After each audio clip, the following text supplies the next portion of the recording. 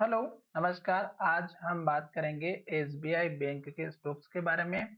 और 2-3 दिन से हम लगातार इस स्टॉक्स के ऊपर वीडियो बनाते हुए चल रहे हैं, पर सारे वीडियो आपकी एजुकेशन के लिए हैं।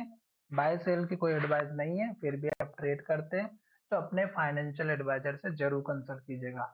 मैंने कल भी आपको बताया था कि स्टॉक्स हमारा यहाँ पर एक के बाद एक हाई और ग्रीन कैंडल बनाते हुए ऊपर के टारगेट की तरफ जा रहा है। और पिछले वीडियो में हमने इस कैंडल के हाई का टारगेट दिया था, फिर हमने इस कैंडल के हाई का टारगेट दिया था। और फिर यहाँ पर देखेंगे तो ये जो हमने रेड कलर की जो लाइन ड्रॉ की थी, ये लगभग 842 रुपए के आसपास की थी, 40 के आसपास की। ये हमने कल आपको टारगेट बताया था। और आज स्टॉक्स ने इस कैंडल के माध्यम से 842 रुपए 50 पैसे का हिट किया टारगेट और लो की तरफ क्लोजिंग दी है।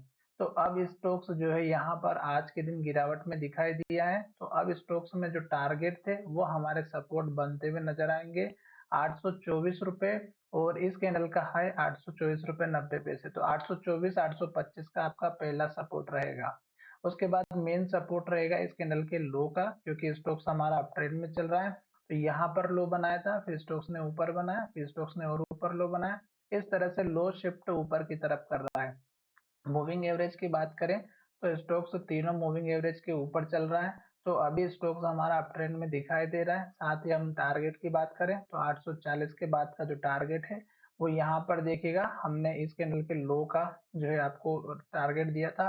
अब हमें इस कैंडल के हाई के आसपास का रखना है, जो कि 860 रुपए का है। और यहाँ पर भी देखेंगे तो 862 रुपए का है ये। यहाँ पर देखिएगा 863 का है, यहाँ पर 861 का है। तो यानी कि 860 रुपए के आसपास का टारगेट रख सकते हैं। उसके बाद इस कैंडल के हाई के आसपास का टारगेट रखिएगा 875 का, जो कि नेक्स्ट अपकमिंग टारगेट दिखाई दे सकता है। एक बात का ध्यान जरूर रखिएगा, अगर स्टॉक इस तरह से एक के बाद एक रेड कैंडल और लो बनाते हुए नीचे की तरफ आती है तो केवल वेट एंड वॉच का काम करें। और जब स्टॉक से इस तरह से एक के बाद एक हाई और ग्रीन कैंडल बनाती है तो हमें तब तक वेट करना है जब तक स्टॉक्स हमारी पिछली कैंडल के लो के नीचे क्लोजिंग ना दे दे। या फिर स्टॉक्स उस कैंडल के अंदर भी ट्रेड कर रहा है तो वेट करना चाहिए। और अगर स्टॉक्स हाई बनाते हुए ऊपर की तरफ जाता है तो जब तक वेट करेंगे जब तक स्टॉक्स हाई बना रहा है। तो चलिए वीडियो को विराम करते हैं। धन्यवाद।